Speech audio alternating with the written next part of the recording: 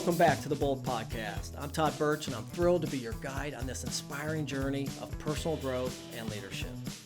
Together with my guests, we'll dive into transformational stories, uncovering how small, intentional changes can create massive positive results in your life. From overcoming challenges and setting impactful goals to building lasting habits and living with confidence, health, and positivity, we'll explore it all. And if you're ready to embrace a growth mindset and unlock the best version of yourself, then let's spark that transformation today. Today's guest is Kenneth, Coach Jojo Smith, a graduate of Miles College who transitioned from professional basketball to education and advocacy. After playing internationally in the Middle East and South America, he founded Ladies First Akron, a nonprofit empowering inner-city young women through education and sports.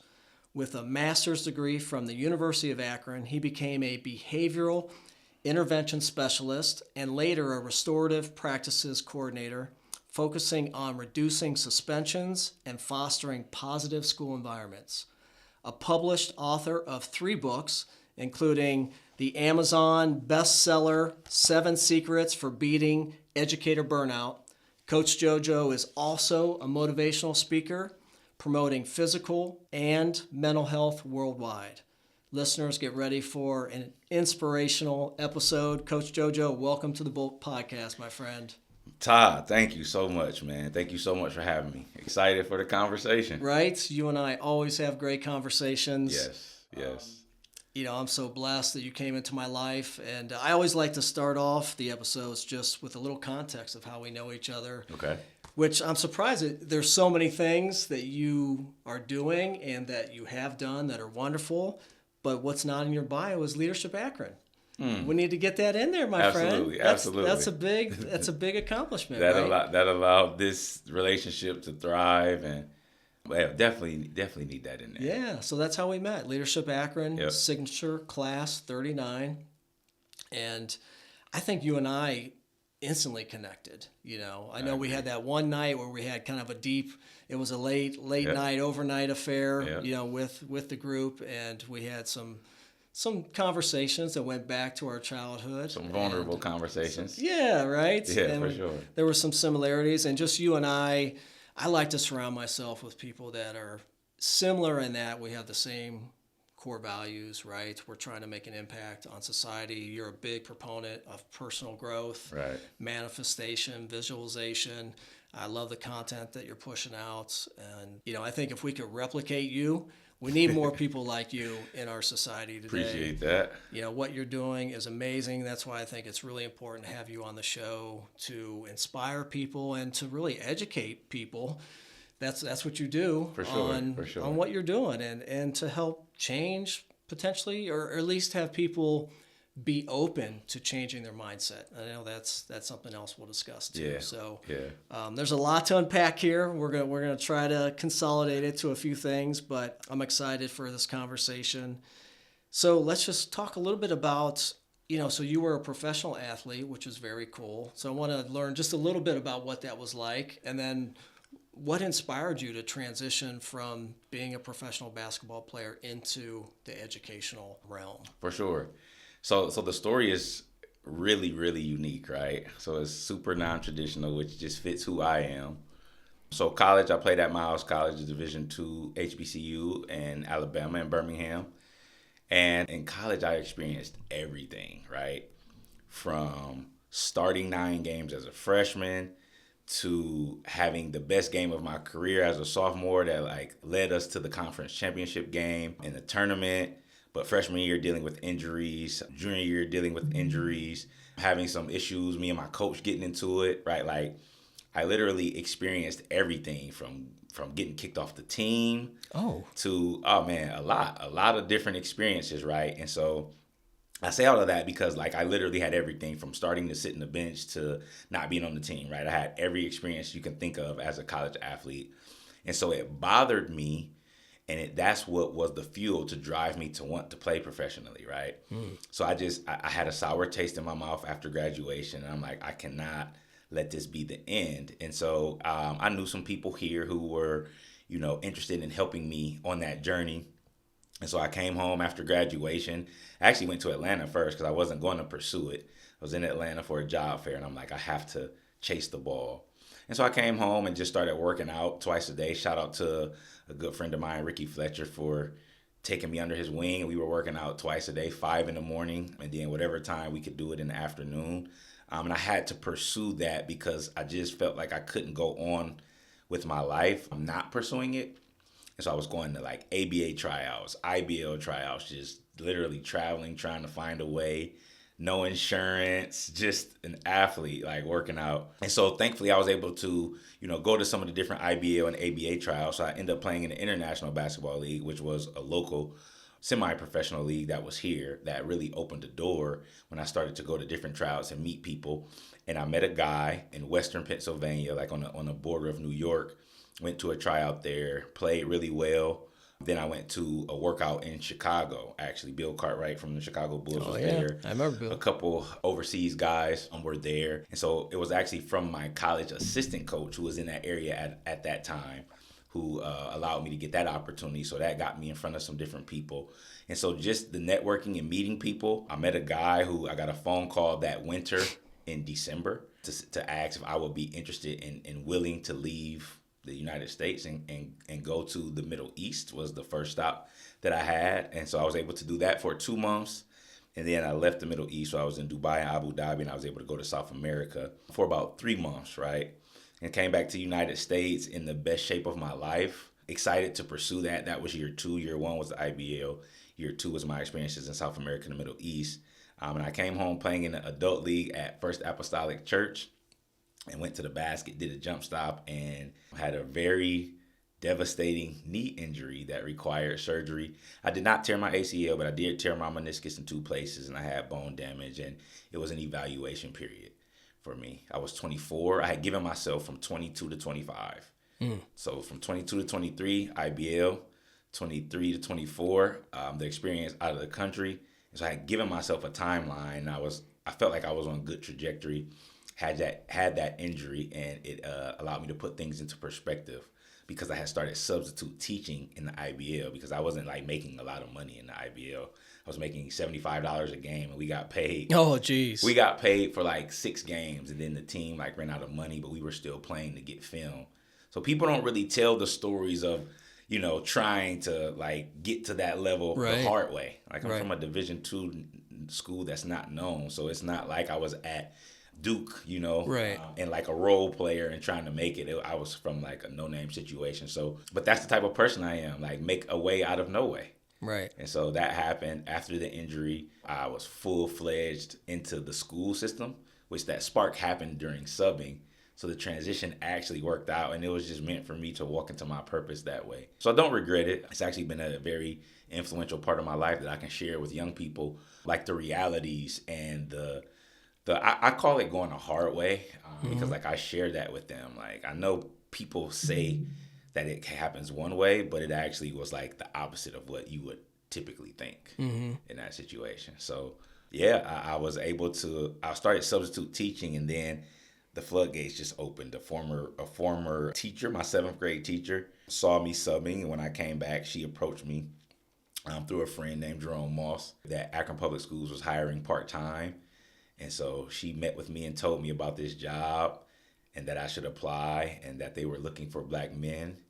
And I did. And then that just started the whole next wave of really walking into like why I'm here and what I was meant to do here. So that was how I transitioned from being a professional athlete with no insurance, trying to figure out how to get paid for my passion, something that I love, trying to see if that's going to be a real way to support myself, to, okay, now you have to pivot and find something else that still is uplifting and rewarding, and something that you want to wake up and do every day. And it is kids. So if anyone knows me, they know my love for young people and kids. And so that was how I transitioned from the athletic world into the real working world, I guess, if you want to call it. Right. Wow. Thank you for sharing. It's a great story to me of going after your dreams, right? Not giving up. And I didn't know the history during your college experience, but I think that's a blessing, right? To really build that resilience during school, to go through every emotion and kind of every different scenario, and to come out saying, that's not me. I want to keep this going. I want to go after it. I want to fight. I've always been the short guy. I've always been the rocky, scrappy. Nothing's been given to me. No silver spoon. Right. Work my tail off to get where I'm at. So I can truly appreciate that full story. And I think it's perfect, right, for where you're at now and what you're doing, which we'll get into. It's absolutely perfect. And sharing that story, because let's be honest, what is the percentage of athletes, right, that actually make it into professional sports? Right. It's really, it's really like less small. than a percentage. Right. Right. Like Right. the reality of it isn't by numbers, it would tell you not to try. Sure. Right. But here's something I've been saying for the last few years, and I've been amplifying it even more, is especially in the educational world. So if I don't attempt that this finding who I am, I don't have the experiences that shaped who I became, right? So I had to chase it. So you can say, well, only or less than 1% make it. And so now you go into it with a deficit mindset, and you don't understand that it's not really about making it per se. It's about the skills and the things that you learn on the journey of making it to where you're going. So I've been telling teachers when I've been doing professional development is like, stop telling a kid that they can't do something, because one, you're not in control of that, so you don't get to tell them that they can't.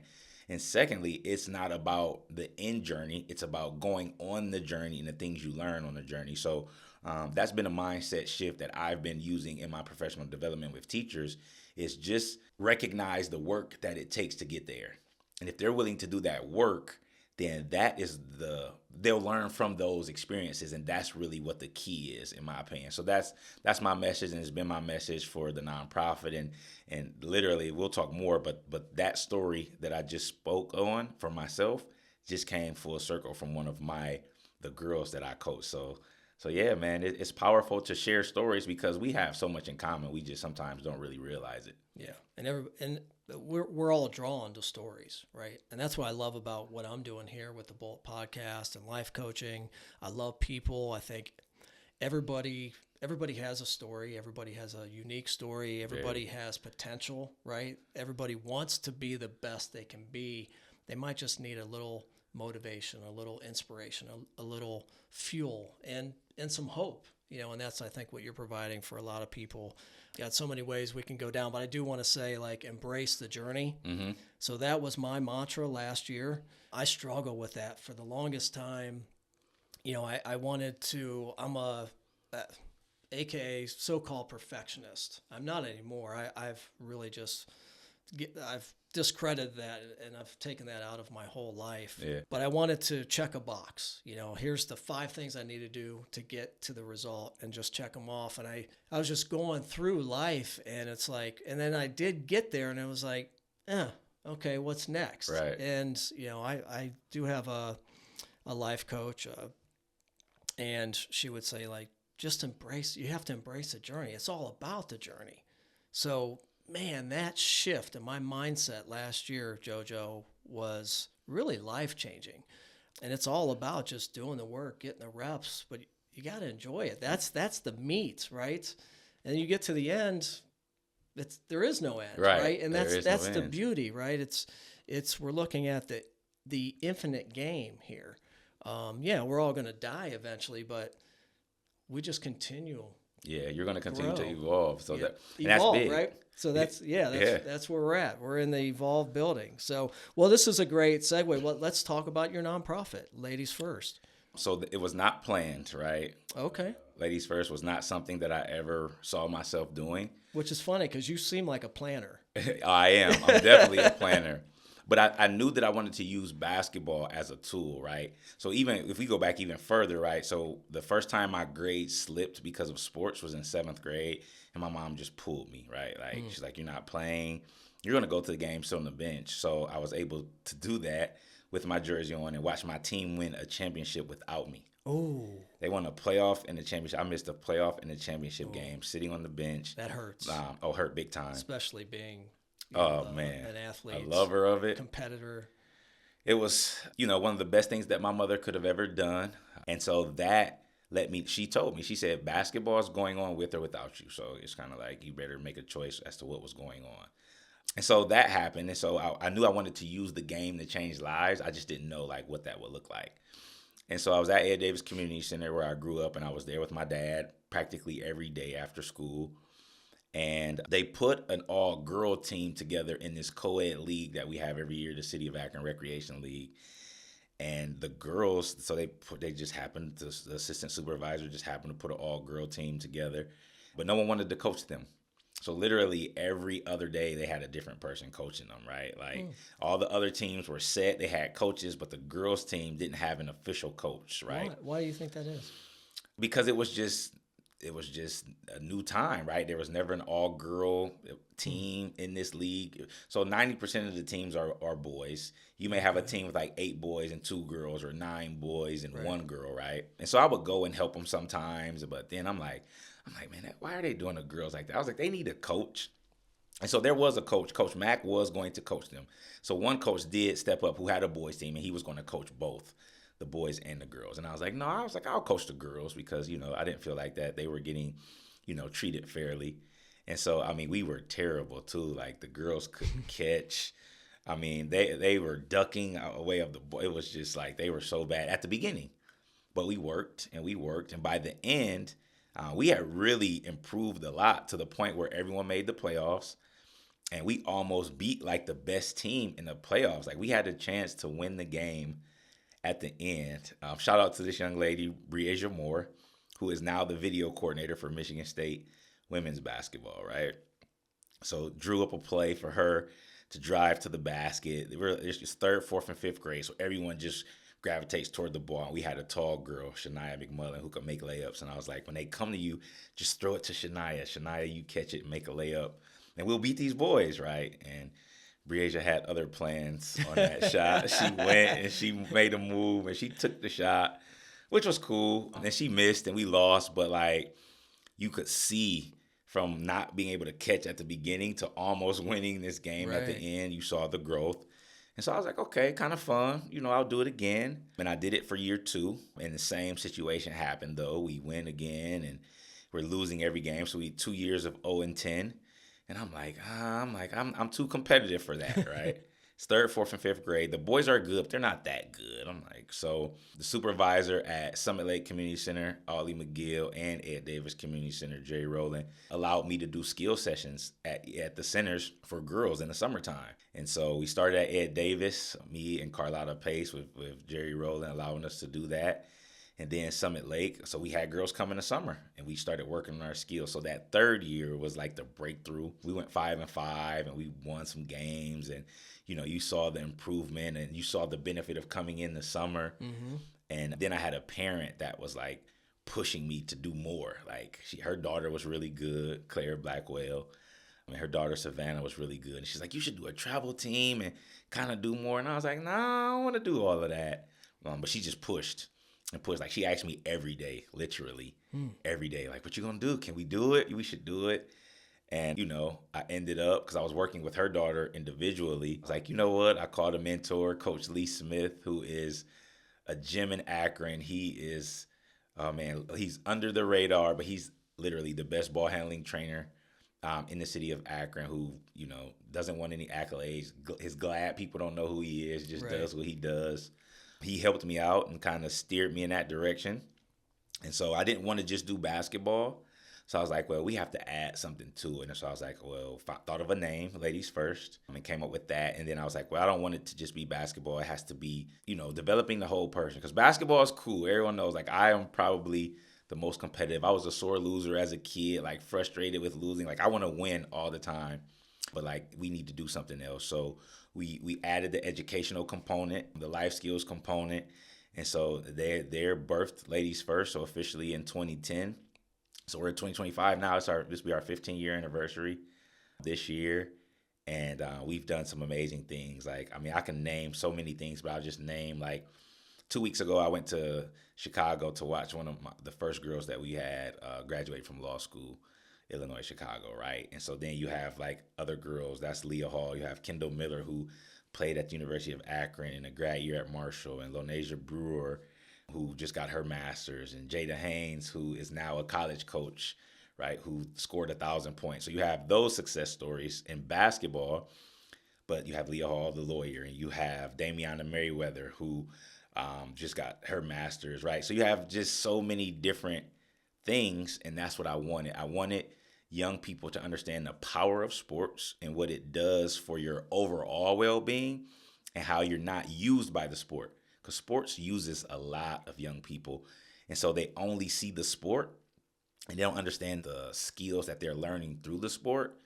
And if young people will understand that, which is what we emphasize with Ladies First, and it's the thing that separates us and makes us the absolute best, because we don't just talk about grades, or we don't just talk about academics in life. Like, we bring people in who specialize in these areas, and we do that. And we've been doing a curriculum for, I don't know, about 8 years now that is specifically life and mental health focused, right? So they do life lessons. So we end basketball and we go into a room and we have a specific area. Maybe it's a video on resilience, and we'll see. For example, the last video the girls watched was Skylar Diggins, and it talked about some of the experiences she had as an athlete, getting pregnant while in the WNBA, overcoming her upbringing and the challenges through her upbringing, right? And so now they see another person who's considered famous, right, and the things that they went through. And then talking about like how they handled those situations. And then we ask them questions like about how those things translate to real life, and so that they start to make that connection. So when you start that process at 8 years old, and I'm 8 and I'm hearing about these other people who have gone through things and were athletes, but they went on to do amazing things in other ways, they start to make connections. And so now if I'm 8, by the time I'm 18, I have 10 years of thinking about life after sports. So I'm not just limited to the sport. And so that's why I'm so excited about what we have moving forward and what we've been doing, because that's our specialty. Yeah, I absolutely love it. I think, and I know you're really trying to change the game in the educational space. Yes. You know, in the real traditional educational space. And I think 15 years, man, that is amazing. And I know every time, and when I'm with you and you start talking about Ladies First, I mean, you literally glow. Like, you smile, and you can just see how passionate you are for this. And it's interesting. I wondered how you got into, like, specifically focusing on young women. Because this was before you had 2 young women, yes, right? 2 young girls. It was before I became a dad. Which is kind of ironic, right? Yes.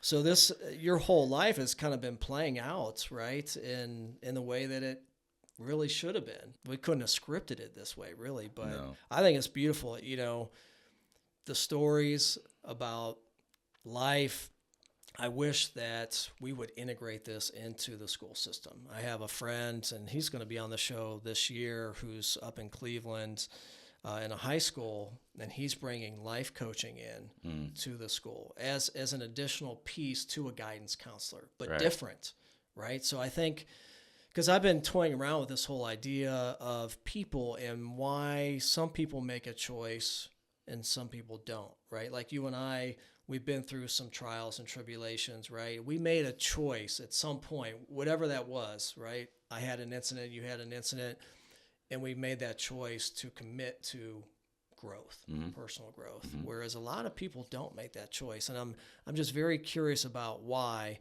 I think if we can instill it early on, right, but also teaching those life lessons, right, and allowing them to learn about resilience and grit and manifestation and mindset and how powerful that is, how powerful your emotions are, and how sports can definitely play a part in that, right? But it's not the end all be all. So sports to me is the ultimate social emotional learning tool.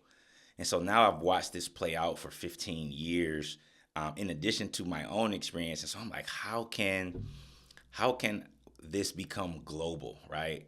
Has been my mind frame. Like, I'm like, I know this is powerful, so how can it become global? And obviously I've been in education for 17 years, and so I've been brainstorming how to do that. And so I'm super excited that for the school year of 2025-26, I will be launching a curriculum that is online that is sports driven, but focuses on the whole process of being an athlete and life after sports and bring it all together.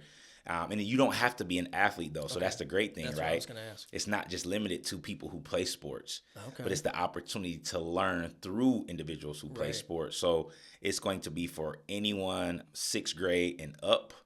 And it's going to be a game changer in terms of schools being able to use sports stories globally so that young people can learn about, the skills that we just talked about, like grit and resilience and teamwork and, looking within like, okay, so if this individual had these experiences, how do my experiences match? And now how can I make some changes? So I'm just going to have a literacy focus because obviously, people who know me know that I'm big on the, the literacy piece. But I am super excited. So I've been working tirelessly on that. And it is time. I had goals for the end of 24 in terms of the trajectory of the program. And so I hit my goals at the end with about 5 days left before the new year. And so now here we are, 2025, and I have some goals that I need to do to make sure that we're ready to go for this upcoming school year. But this is going to be one of those things that people are able to subscribe to and use the stories globally to help them make connections to what we're talking about, the sports world and life after sports. I think that's awesome, Jojo, that you're doing that. And so this is going to be available to everybody? It's going to be available to individuals, right? If you're a coach, so if you have a youth program and you're coaching 6th grade and you want to teach life after sports, like you can get an individual subscription. But then school districts will be able to subscribe, and so they'll be able to get online and have access to between 100 and 120 videos. It'll have lessons that are created to go with it. So now it's not just like we watch this video and we talk about it, but you will have conversation with it. But it'll be lessons that, self-improvement lessons, right? So a person can really look in the mirror and make a comparison. And I don't even want to say a comparison, right? But to look at similarities and differences and just look at for connection. I would say connection over comparison because it's not that you're trying to be this athlete, right? You're just looking at some of the things that they experienced and then how you connect to those things. And so you're doing some self editing, right? You're looking at yourself and you're like, okay, how can I make some changes? Are there some changes that I want to make? And then it's able to track the information. And then with that literacy piece, it's going to have a writing component, but it's a self-development writing component for yourself. So I'm extremely excited for it. Yeah, man, this is what I want to do. Like, how can I bottle up everything I've been doing for, 15, 20 years and, not only share it to some people, like share it to the world. And so, yes, this is, I'm very excited for what this is going to bring for the future of just helping people. Yeah. No, that is awesome, man. I am so excited for you. Congratulations. Thank you. I know that had to take a lot of work to put that together. Very challenging. Still going through it, but like you said, I've been waking up at like 4:00 in the morning, right? With it on my mind. So I know it's what I'm supposed to be doing. Right. Because I'm waking up thinking about it, like excited too. Right. Wanting to get out the bed and go work on it some more. Like maybe go to bed late and then wake up early. So I'm like, okay, like this is organic, it's natural. So I know great things are coming from this. Yeah. That's cool. Do you have any schools signed up yet? I do not have anyone signed up. I have not offered it to anyone. I'm going to go to some schools to let them experience it. I'm going to go to some teams and let them experience it, but very excited. And so excited that I met a mentor because I actually was able to go to Africa, this past summer. And I met someone who was asking me about that and specializes in curriculum that took me under their wing and, have been giving me some great guidance and support with that. And so I've just taken that information and ran with it. Funny how things work out, right? You took that trip and you met a mentor. Yes. I mean, that's one in a lifetime trip. I remember seeing some of that on Facebook. It was like, wow, that's amazing. It was. So do you believe that everything happens for a reason? Absolutely. Yeah. There are no coincidences. It was all meant. It was meant for me to leave the traditional school system, which I was having success, right? It wasn't planned. I didn't think that I would leave the school system. And it's like, everyone's like, why would you leave? Like, why would you leave something that you've been doing for like 15 years? And, why would you leave like your retirement? And why would you do It's cushy. It's comfortable. Right. And it's like, so the feeling that I had to leave was inside of me. It wasn't planned. And I sat on it for a long time because I'm like, leave. But in doing that, the experiences and the doors that have opened, and it's like you take a step and another step, and then it just reveals. And so now I know for a fact that this is super powerful and it's going to be life-changing for individuals. And so, you have to make some life-changing decisions to get life-changing results. And here we are, and the journey has been very challenging, right? Like, very challenging. Like, man, should I have left? You start questioning. Right. Okay, should I have left at the time that I've left? Should I have created an exit plan? You go through all of that, because then you start to learn about what some people do when they're moving to the next stage. But I would not be the individual that I am right now without making that decision. And it's going to benefit not only me, my family, and the world, right? So it's bigger than me. Right. And so that's why sports are so important. Right. I'm a team sports guy. It was bigger than me scoring 20 points, right? I was the point guard. I had to orchestrate the team and let everyone know where to be, and I had to be a coach on the floor, and it was always larger than me. And so now I'm taking the lessons that I lived for so long in the athletic world into this life world, and it's the same thing, just a different way of expressing it. Mm-hmm. Yeah. And you'll be able to amplify everything that you're doing. Yep. That's what I love. And that's why, I love about the podcast, being able to have a really important message that you're passionate about, but being able to just touch and reach so many people. Right. Yeah. Yeah. That's cool. So this is exciting. This is an exciting year. Yeah. Well, nothing great happens easy. Right. You have to really get out of your comfort zone. And that's something that you've always done. And that's what I love. That's what I love truly about sports. I played every sport under the sun, and in particular wrestling, right? You really, it's team sport, yeah, but it's solo. It's just you out on that mat, right? So you really have to, you're being pushed to the edge, and you're going to experience failure, and you have to get back up, literally, right? Right. On your feet and grow from that. So I love what you're doing, man. I feel like it's cool to see 15, 20 years of all this manifest, right? Come together and to really and you're still young. There's so much more that I know you're going to do. And you're a motivational speaker, behavioral intervention specialist. You do all these different things. Right. And I feel like each one of these things, you're really pushing yourself to the edge, right? To go into behavioral intervention, right? That's not easy. These are the kids that most people don't want to mess with. Absolutely. And I don't know if you remember, you're a little bit younger than me, but when I was in college, one of my senior projects had to take on a company and build a brand, a new identity system, logo, brochure, marketing materials. And I chose the Phoenix program in East Akron. Are you familiar with that? Oh, definitely. That was one of my favorites, still one of my favorite logos I've ever created. I met a really amazing guy. They were very supportive and loved me coming down, and I was interviewing and taking video, and I'm still learning. Oh, do you know William Palmer? Bo Palmer, he was one of the teachers there. And my dad actually worked at Phoenix for some years as well. Yeah, maybe I met him. It was interesting, but I learned a lot about at-risk youth. Yes. And it was interesting. And I sat in on some of the classes and learning why they were there, and pulled out of their school to go to this special place. I don't know. It was interesting, man. Well, so like you said, it's a why, right? So that's the thing. I specialize in behavior, right? There's a why behind behavior. It doesn't mean we're going to like it all the time, right? They may display it in ways that are uncomfortable, but it's communication. Behaviors are trying to tell us something. And these are the conversations that I'm able to have with teachers and principals and school districts, right? Student behaviors are communicating something to you. And young people don't always know how to effectively communicate. And so they've watched many different people communicate. So there's a million things, but if you can look past the behavior, and I know sometimes it's a challenge, right? Mm-hmm. Because the behaviors can be very, very severe.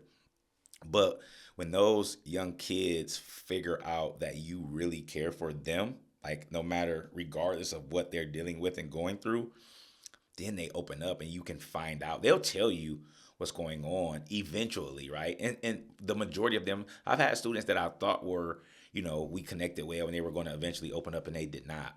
But behaviors are communicators, and when we allow ourselves to be listeners, I mean listening, like not interrupting, not judging, just really listening, then young people usually will tell us what's going on, and then we just try to find ways to help. And I actually had a former student who actually wasn't in my class, but when I was doing restorative practices, I was over the whole building, 612, and this girl was in trouble every day. And she would get sent to me, and, we would have conversation. And this summer she told me, she said, you know what? She said, Mr. Smith, she said, you always held me accountable. Always. She's like, you used to be on us. She was like, but the thing that made you different was you always listened. She told me that this summer, saw her working down at Balk Street Fitness Center.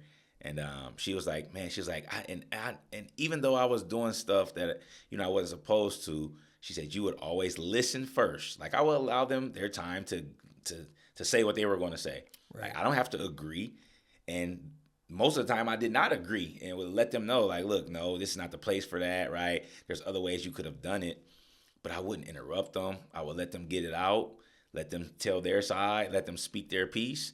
And then I would tell them the real. And so that's what young people, that's why, in my opinion, my teaching and educational career has been so different, because I genuinely can listen to a young person, see what's on their mind, what they're going through, and then move forward versus just jumping right down into the situation of whatever it is. And sometimes that is needed. Like, I understand that, but that's been my superpower in education. I love it, man. And that's, you know what that is? I mean, to me, that's coaching.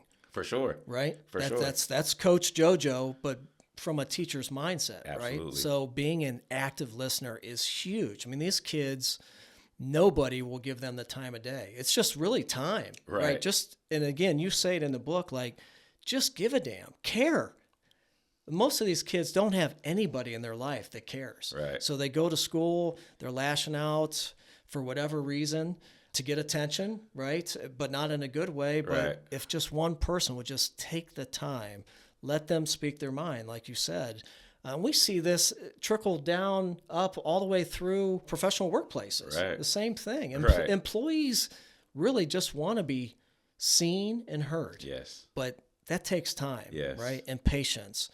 And being able to sit back and just being an active listener. I mean, most of the time, that's all they really need. Mm-hmm. And then, yeah, you can speak your mind afterwards, but that shows people that you care. Right. Right. Let them tell their story. So I love it, man. I love that you're, doing your thing, and, so many people just go into teaching, and it's such a difficult role, especially now. Very challenging. Especially now with phones and social media and our country where it's at, and the shootings, and oh my God, I couldn't even imagine. Very, very challenging. And then, for you to come in and say, look, this is broken. I'm going to do it my way, kind of whether you like it or not. And, right.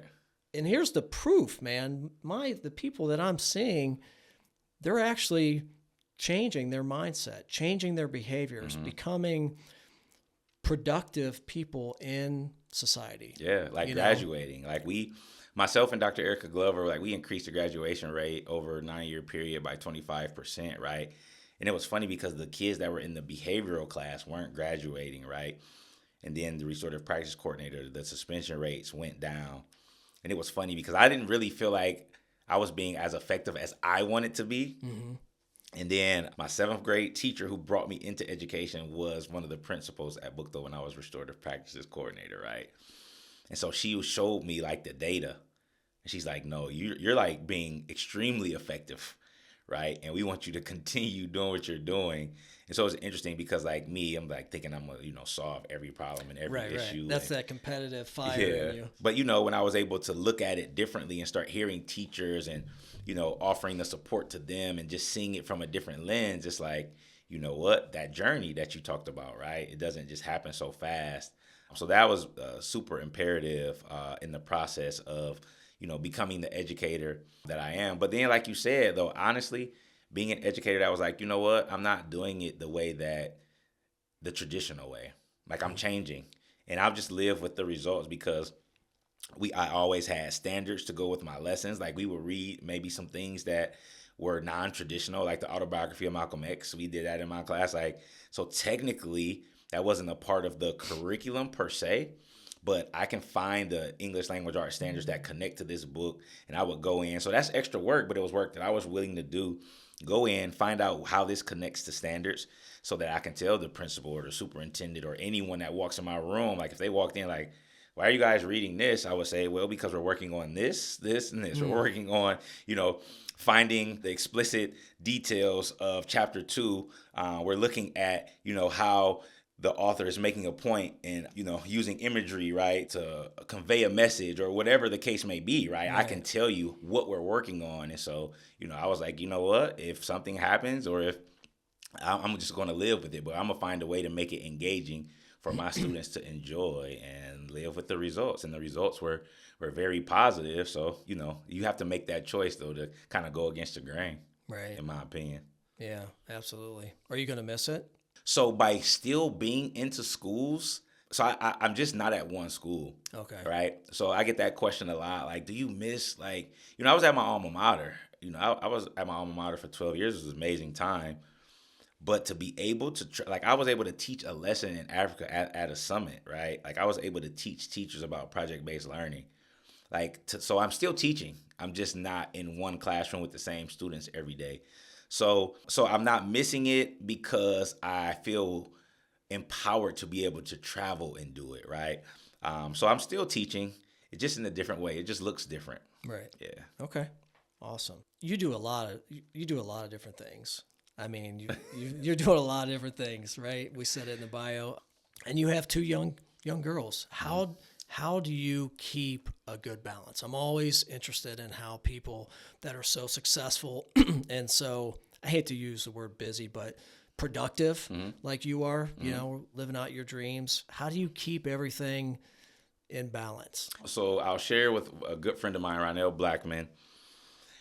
We have these conversations a lot because there really isn't a balance, right? So like when you start to try to find balance, you're kind of like being unrealistic because certain things require more time. So to think that they're going to be balanced, you're setting yourself up.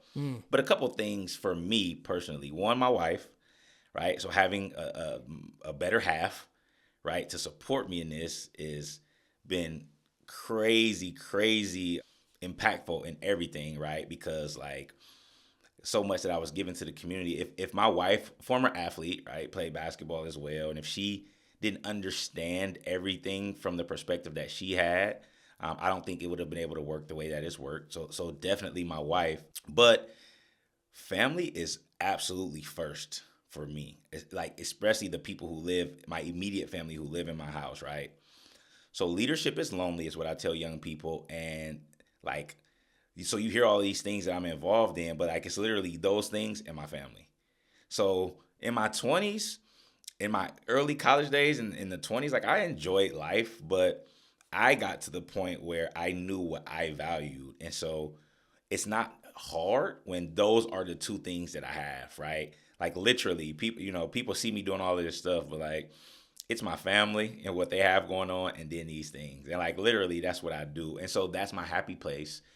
And I don't feel like I'm missing out on anything. Like I don't need to be out and going out and doing things. And no knock on those who enjoy that. Yeah. But for me, like that's number one. Like so everything that my kids have, like I was blessed even when I was teaching. So my day would end and I was able to pick them up from school. So not only pick them up, but then help them with homework and be there and like be that presence for them that they need because young people need time. So really, honestly, because all the things that I'm involved in my family, like literally those are my focus areas. So that's how I'm able to make it work because other things don't. And so now as my kids have gotten older too, I've had to push certain things to the side. Like I literally will have this conversation with myself like, hold on, my oldest has this. I'll give you an example that I'm living right now. My oldest is playing for her school and they had a coach, right? And so that was perfect. And so since they had a coach, I agreed to coach a 3rd grade group of Ladies First girls because there were some new girls. We didn't have a coach. I was like, I'll coach this group because I didn't have to coach my daughter. 2 weeks before my daughter's season started, the coach that they had took a job that Oh. that interfered with their practice schedule. So then, like, called me like, "Hey, can you coach this team?" And it's my kid, right? So I can't say no, or I could, but like, whatever, I'm not going to. Right. And so it conflicted with this third grade group that I already made a commitment to. And I'm a man of my word. If I make a commitment, then I'm going to stick with it. However, I just went to the parents and I said, so before I went to the parents, I had to have the conversation with myself. I'm like, there's no way that I can not go to my child's practice to go coach other children. Like, that cannot happen. That will not happen for me. Right. So I had a conversation with the parents like, hey, we have 2 days of practice. This other day conflicts with my child in another situation that I kind of was put into. And so if any of you want to run practice this day, we get a couple people to step up and help. I can help them with the plan. Like, we have practice plans and things I can show them. If not, that's fine. We're only going to go one day, but I'm going to my kids first. So those are the type of decisions that I'm making, because my kids are absolutely first, and then doing what I do second. So for me, like, literally, it's those two things. So like, if you're looking at like a scale, they balance each other, right? Because those are my focus areas, and nothing is getting in the way. So that's how I personally do it. Yeah. No, I love it. And I think, I have an episode I released last month about redefining success. And I think for you, like, you've defined it, right? So the balance is just being in alignment with what's important in your life. Yep. And I'm the same way, family first. And we say that here at Evolve, in terms of an organization, and we mean it. Like, I don't want to miss any events. I don't want to have any regrets. Right. But I do make sure I take care of myself, right?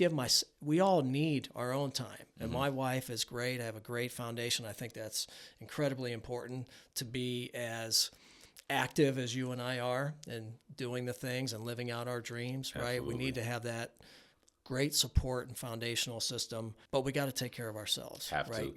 So I'm in the gym, I'm doing meditation, and my wife knows, like, that I need that time. It could be just a half hour a day, but I need my own time too. So I think that's really important, and a piece that a lot of people miss out. When we have kids, it's all about our kids. Give. And that's great, right? I want to give, and a lot of us want to give what we didn't have, but you still have to make time. That was me, though. I didn't do a good job of that, of taking care of me. Right. Once I had kids, like, I was neglecting myself. Right. And not really realizing it, because I'm such a giver. That had to really, like, make my time as well. So that's been a focus area for me as well for the last, like 3 or 4 years, like, intentional. Before, I would take some time, right. But now I absolutely take time for myself, and I needed that to be the best version of me. You have to take care of yourself first. So that's very important. Yeah. Well, Jojo, this has been great, man. We've talked about a lot, but I want to talk about this book. Okay. 3-time author. So you're big on literacy. Everybody that knows you knows that. Right. You've written 3 books. Your kids are now authors, right. which is, I just love that. That is amazing. This book here, The 7 Secrets for Beating Educator Burnouts, and you wrote this during COVID? No, I wrote that after COVID. It was like 2021 to 2023, like kind of over those 2 years. Right. But it's a lot about COVID. Oh, yeah. And the effects of COVID. I'm reading, this is a great book, by the way, and I highly recommend anybody pick it up, because, it's definitely kind of focused on teachers and people in the educational system. But honestly, I kind of felt like this was a book on leadership. Okay. Right? I don't know if you agree. And I went through, and you had me on page 5 when you started talking about mindset. I'm like, all right, here we go. Yeah. And it is, right? And I love Put the medicine in the candy is what my coach tells me. Right? I mean, you gotta have a different mindset. And I love the 10. You have these 10 action steps for changing your mindset. Right. But bringing that into the educational system. But I think anybody can pick up this book, and it's a great read. And there's a lot of takeaways in this. Anything that you want to say about this book? So 2 things. I'll talk about 2 secrets that are very important that I think that, like you said, translate to any world. And so one is being vulnerable, because we all have a story. And so that's the thing, right? I would share we started off every year with our failures, like the struggles that we had with our students who were considered failures. So these students have been hearing that they've been failures all of their lives. And so for us to come in at the beginning of school and they're wondering, like, who are we? And maybe they don't know us yet. And, we have conversation with them and we introduce ourselves with failures and things that we've experienced. And so they're looking at us like, man, that really happened? Like, whoa, like that happened to you. So instantly they put their guard down. So one of the secrets talks about being vulnerable, because you have to be vulnerable enough to share some of the things that you experience, because, kids look at teachers as if we're not human and if we don't make mistakes and like we're perfect. So being vulnerable enough to share with them, not only some things that happen, but as you're living too, like some things that may be happening to you. And you don't have to go into grave detail all the time, right? You have to have some type of discretion as to how much you'll share. Right. But let them know, like, you're a person too. You're going through some things. And so kids love to hear that. So being vulnerable is one of the secrets. So that is very, very important. And then another one is like including them. Like, am I included is what the book says. And so many times we don't include young people. We make decisions for them. And I get it. We're adults. We have more experiences. Like, I'm not saying that shouldn't happen. However, like, allowing them to be part of the decision is very, very important. And so just real quick, I'll tell the story that's in the book of cell phones. Like, I really didn't have a cell phone problem when I was in the schools, because like I tried to make sure like it was engaging every day and they were a part of it. But I had one class that we were butting heads on this cell phone issue.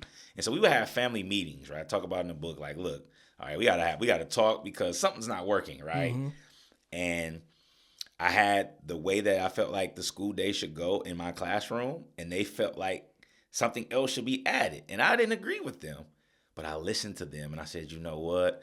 I can bend on that, because all it was I didn't want to give them a warning when my rules already stated what they stated. So I'm like, why give a warning when the rules say this? But like, is that much of a deal breaker? So then they're like, well, can you give us a warning first before like you want to take our phones? I had a phone box. And so it was supposed to be, if I see you with your phone out, you got to put it in the box. I didn't want it. They just had to put it away in the box. They felt like they should get a warning first, then the box. And I didn't agree, but I bent to that. You know what? It was their suggestion. I said, okay, we're going to all agree to it. We did. And literally it went from that small change, it went from me having to say something to them policing it.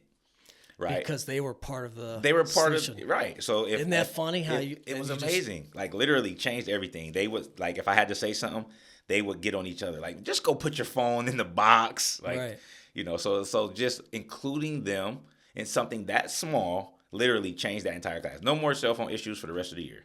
That's crazy. So like, you have to include young people, in my opinion. So those are, two of the things in the book that really, jump out for me and, can allow people to just be great. And like you said, that's just leadership, right? That's just, teachers are leaders. Yeah. Right. And they're leading, teaching our future leaders. For sure. So, well, this has been awesome, man. I appreciate you and everything you're doing. If you have one last thing, mic drop of a comment, quote that you want to leave, what would that be? Definitely Frederick Douglass.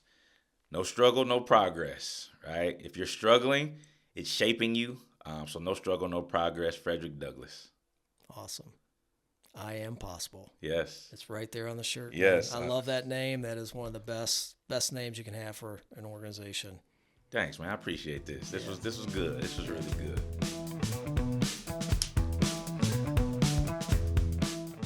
Thank you for listening to this episode of the Bolt Podcast. You're on an inspiring journey of growth, transformation, and joy, and I'm honored to be a part of it. If you found this episode valuable, please like, share it with your friends, and consider leaving a review. It means the world to us. For show notes, resources, and to subscribe to the weekly Motivational Monday newsletter, please visit toddbirch.com. And don't forget to follow us on social media @TheBolt with Todd B for more inspiration. Remember, real change doesn't happen overnight, folks. Start small, stay consistent, and watch as your growth unfolds. See you next time.